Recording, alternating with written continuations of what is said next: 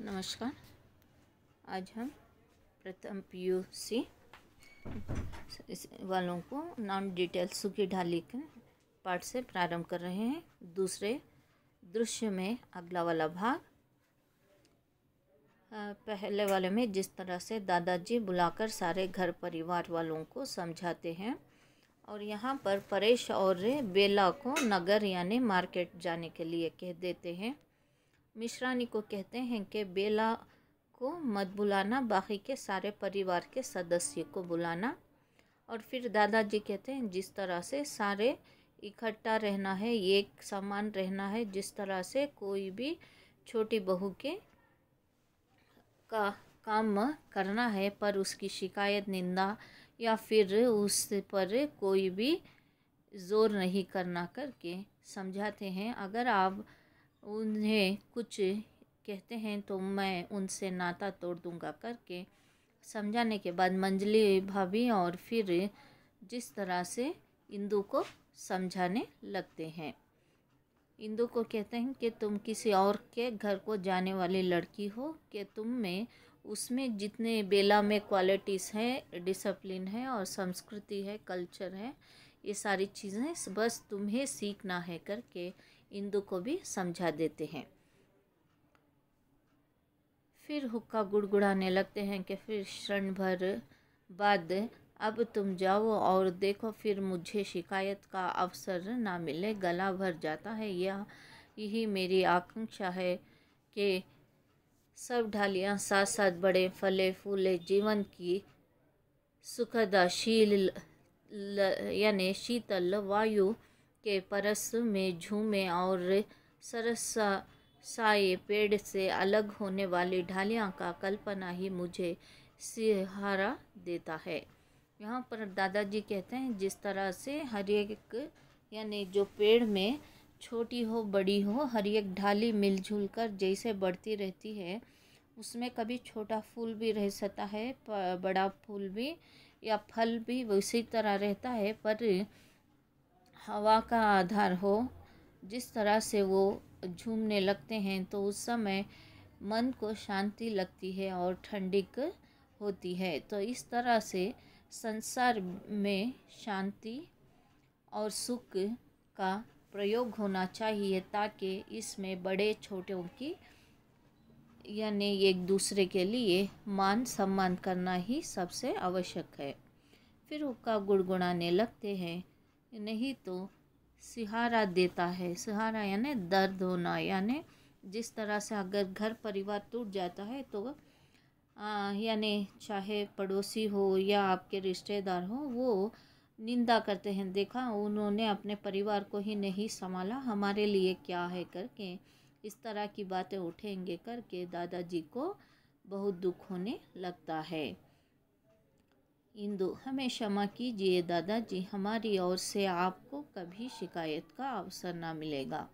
दोनों चली जाती है। दादा कुछ देर हुक्का गुड़गुड़ाते हैं और फिर बाहर खेलते हुए बच्चों को आवाज़ देते हैं, भाशी, मल्लू, जगदीश, आओ आज तुम्हें एक कहानी सुनाएं, बरगद के पेड़ और उसके बच्चों की। भाशी दरवाजे से झांक कर, हम सुन चुके हैं, हम नहीं आते, हर बार वही कहानी। मल्लू, चांद राजा तारा राजा की सुनाओ तो आएंगे, हर बार वही कहानी। नकल उतार कर, एक था बरगद का पेड़, हंसते हुए अदृश्य हो जाते हैं। दादा हंसते हैं, यही कहानी तो कुटुंब का, समाज का, राष्ट्र का निर्माण करती है। यही तो जीवन को सुडुंद विशाल और महान बनती है। हुक्का गुड़गुड़ाने लगते हैं। यहाँ पर दादाजी जिस तरह से बच्चों को बुलाते हैं, वो बच्चों को बुलाने के बाद वो कहते हैं, आपको यहाँ पर इंदु क्षमा मांगती है दादाजी से, तो कभी भी हम लोग ऐसा वाला अपराध या फिर इस तरह से हम लोग अपमान नहीं करेंगे, तो हमें क्षमा कीजिए करके वो बोलकर चले जाती है।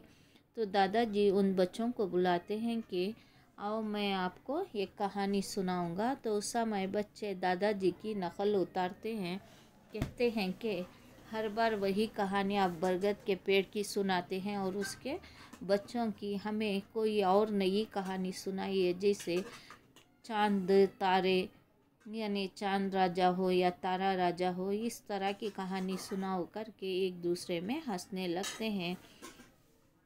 तो जिस तरह से दादाजी कहते हैं कि बरगद का पेड़ एक कुटुंब के बराबर है, अगर कुटुंब अच्छा है यानी फैमिली अच्छी है तो हमारी सोसाइटी अच्छी रहेगी, अगर हमारी सोसाइटी अच्छी रहेगी तो हमारा नेशनलिटी अच्छी रहेगी, और नेशनलिटी अच्छी है तो हमारे देश का, यानी जैसे घर परिवार, हमारा राज्य, राज्य से देश, देश से राष्ट्रता में प्रेम भावना उत्पन्न होगी।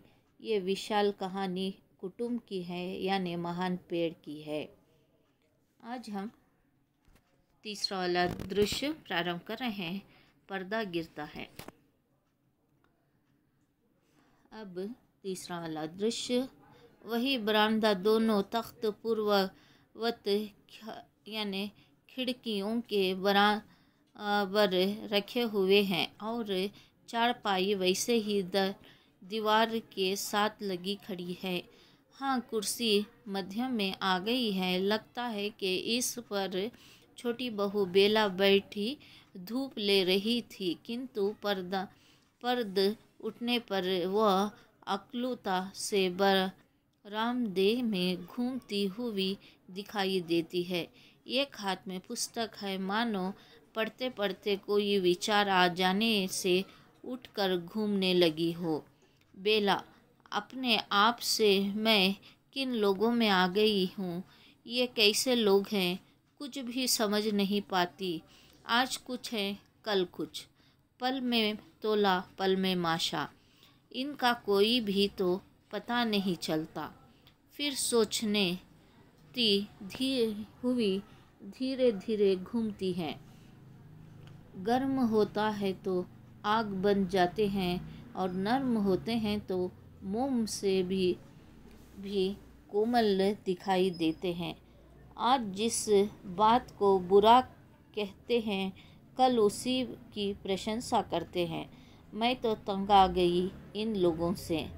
जाकर फिर कुर्सी पर बैठ जाती है और पुस्तक खोल लेती है। अंदर गैलरी से उसकी सास छोटी भाभी आती है। छोटी भाभी, तुम ठीक कहती थी बेटा, इस रद्दी सामान से बैठक नहीं, कबाड़ी का गोदाम दिखाई देती थी।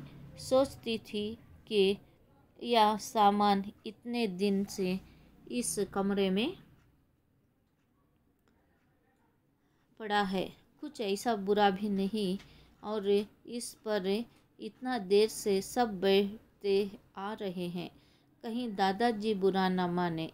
पर अच्छा किया तुमने जो वह जब उठा दिया। मैंने प्रेस से कह दिया है कि तुम्हें उसके साथ जहाँ जा कर अपनी रुचि का सामान खरीद लाओ। ये सब मैं रजवा से कहकर सुरेश के कमरे में भिजवा देती हूँ। कई बार निगोड़ी इन्हीं कुर्सियों के लिए मुझसे रूठ चुकी है। अब यहाँ पर जो मंजली भाभी आते हैं, यानी जिस तरह से बेला वहाँ पर एक बरामदे में जिस तरह से धूप सेकने के लिए बैठी हुई है, या फिर पुस्तक पढ़ते हुए वहीं पर कुर्सी रखते हुए वो घूमती हुई कुछ काम से चली गई है। फिर वो आती है, पुस्तक खोलकर बैठती है तो समय देखती है उन सभी लोगों को। ये मन ही मन में सोचने लगती है, ये कैसे लोगों में मैं आ बसी, यानी आ गई। जैसे ये कभी आज जिसकी निंदा यानी शिकायत करते हैं, जिसे बुरा कहते हैं, कल उसी की प्रशंसा यानी भला कहते हैं। तो ये कैसे लोग हैं करके वो कहने लगती है। फिर उसी के अनुसार वो कहती है कि जिस तरह से ये लोग यानी कभी गर्म हो जाते हैं तो गर्म होने पर इन्हें संभालना बहुत कठिन होता है। गर्म का अर्थ है तीखे, क्रोध, बहुत सा ज़ोर से बात करना और गुस्से में आना, जैसे मारने पर उतर जाना वैसे लगते हैं। फिर थोड़े समय के बाद ये ऐसे कोमल मोम की तरह हो जाते हैं जिस तरह से समझो ये मासूमियत यानी छोटे बच्चों की तरह हो जाते हैं।